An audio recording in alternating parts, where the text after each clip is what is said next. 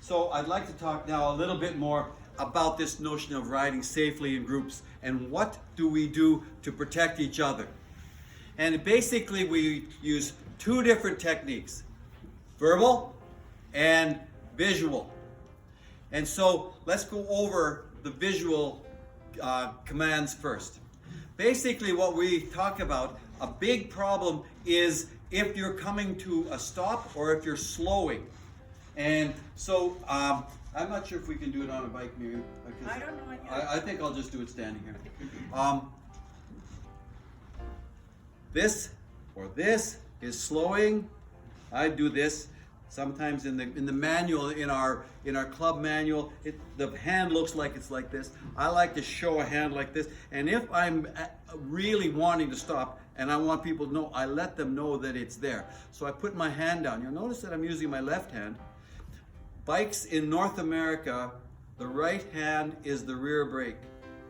And it's a lot less dangerous to stop with your rear wheel than with your front wheel. So I use my left hand for a lot of my signals, so I can keep my hand on the brake. So stopping, and the verbal cue, which I use a lot. In fact, I use it now driving in the car. If something, I yell, slowing, slowing. Yeah, I'm talking to that guy, but I'm looking ahead. So you got to say slowing so they can hear you. And lots of us are having a little bit of a hearing problem. You got to talk loudly.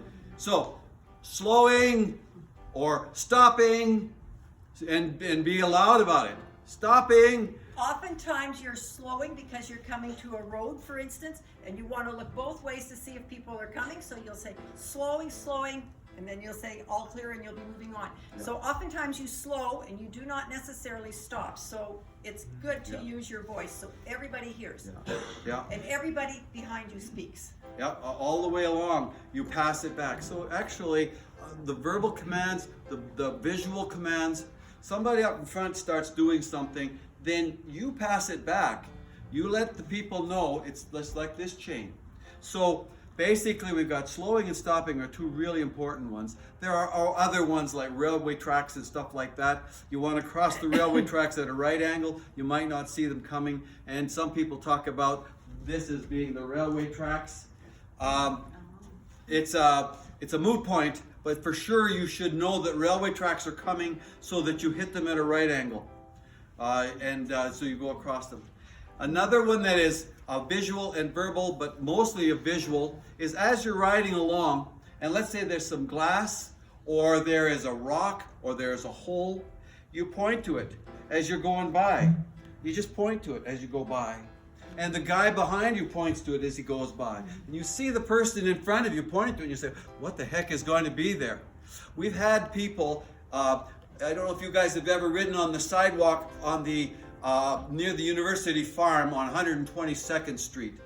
But somehow in their wisdom, the city put fire hydrants in the middle of the sidewalk. Yeah.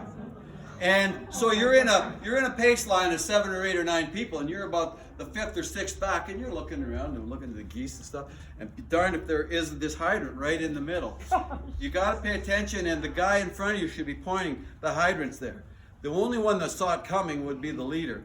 And he'd point to it, and he'd go by it, and you'd point to it. Everybody points to that.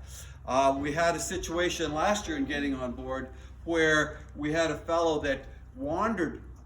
There was a pothole over on the left. And this guy got dreaming, and he wasn't paying attention, and he drifted over to the left and ended up hitting the pothole. Other people didn't point to it because they thought, we're going down this side. Anyway, the fact is he ended up in the bush.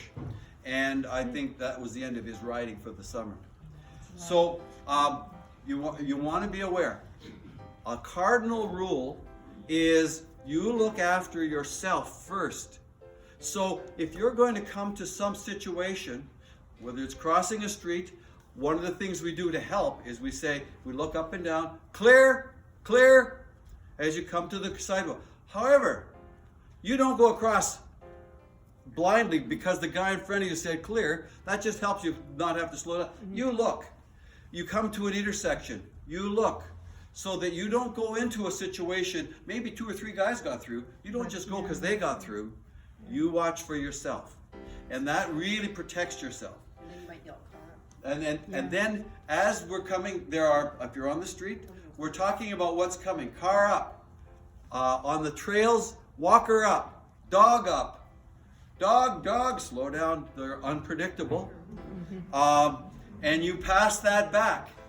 Passing it back. And that's some of the stuff is, today, the things that we were going to go outside and try, and we're ready to do it if some of you are up for it. We're going to go and try some of these signals and some of these commands and that sort of thing. But dog up, walker up, car back.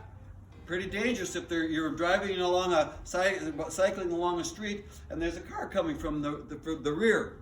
Oftentimes we're riding on a trail and it'll cross a road in a residential area and then we go on to another trail. So it might be clear.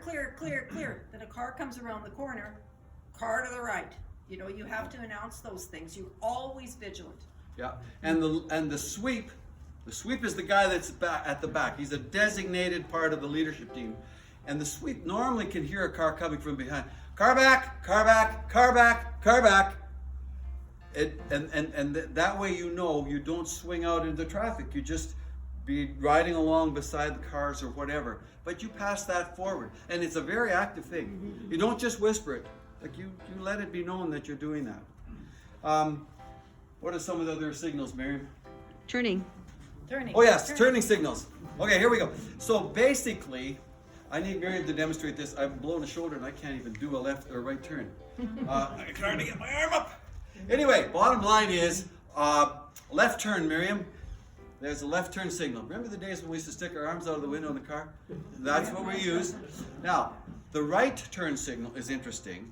So this is my preference, is to do this. What that does is it keeps the right hand on the brakes.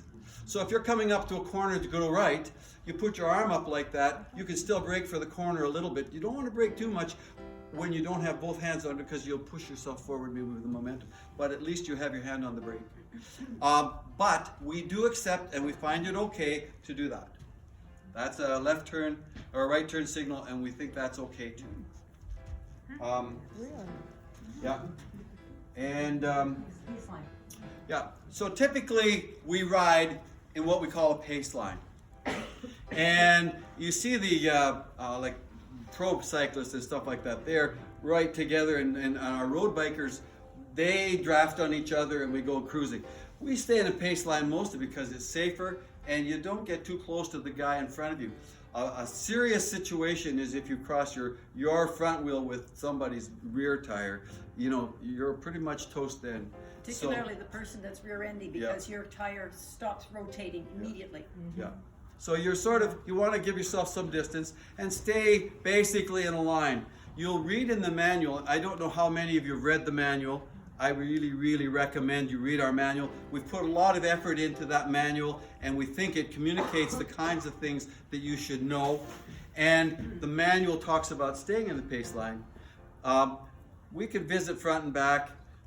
If you get into a situation where you want to chat with someone, you might pull up beside them, but that's a very moot point, and it's in the manual it's discouraged. So just be cognizant of the fact that we stay in a line. And I guess another cardinal rule is you don't pass the leader. Yeah. Just like in the hunting in England. Actually, interestingly enough, we have had this happen quite regularly with new riders that come out and they're all gung-ho and they go off in this sort of thing. And another thing about it too is what we really like to have you do is many in this room this year will lead a ride. You might not say you do, but I guarantee you're going to get a chance to lead a ride. So when you lead a ride, and all our leaders pretty much do this, we have a program that Celeste has been the champion of. It's called Ride with GPS. And it's one of the ways that we're giving new people a chance to learn where to lead, what's a good route, what's a tested route, and lots of information. And there is a training program coming up early in May that Daryl Remke is running for people who are prospective leaders, and he'll talk about things like Ride with GPS. But in this situation, the leader organizes a really good ride. It's not just a thoughtless ride where you go out, we'll just ride through this neighborhood. No, the rides are all planned. They pick the coffee shop. Yeah, and they pick the coffee shop where they're going to end up and that sort of thing. You don't go and say, I think we should go here. I like it over there. The leader's taking you this, but this is a really nice trail over here. No. When you're turn to ride and lead, then you can take them over there. Don't screw up the leader because the leader's got their plan. And if you think for some reason you need to leave the group, then you need to tell either the sweep or the leader. Let's say you're 6 or 7 back and the sweep is there and you're running out of time or you're feeling sick or something like this. You tell the sweep, look, I've got to go back. Best to tell the sweep because they're the one that is counting to 15 throughout the whole ride. Yeah. So their sweep is always keeping track. We always want to know how many are riding with us, and it's a bad thing if you've lost your group. I've lost my group twice, and it's a bad thing if you've lost your group. So, and actually, in that note, the person who is in front, it's their responsibility to stay in contact with the person behind. So if you lost track of that person that's back there, you slow the group down until they catch up. And you got to tell them, they're way too far back. Leader, slow down. Let's stop. We got to regroup. We don't want anybody to get left behind. Partly because they don't maybe know where they are. And also partly because they might be in trouble. We got to make sure that they haven't got a tire flat or they've got a problem. And if the person in front of you doesn't hear you saying, slow down, you stop and you wait for that person. Because eventually, whoever's ahead of you will realize they have no followers and they will come back. But the fact is that you want to make sure that you stay reasonably close. And we will find that this time of year, we're going to have stragglers. Some people get into a group that's maybe faster than what they want or whatever. But as you get stronger over the course of the summer and you learn your way to get around, you'll find that the group is a lot more cohesive and tighter.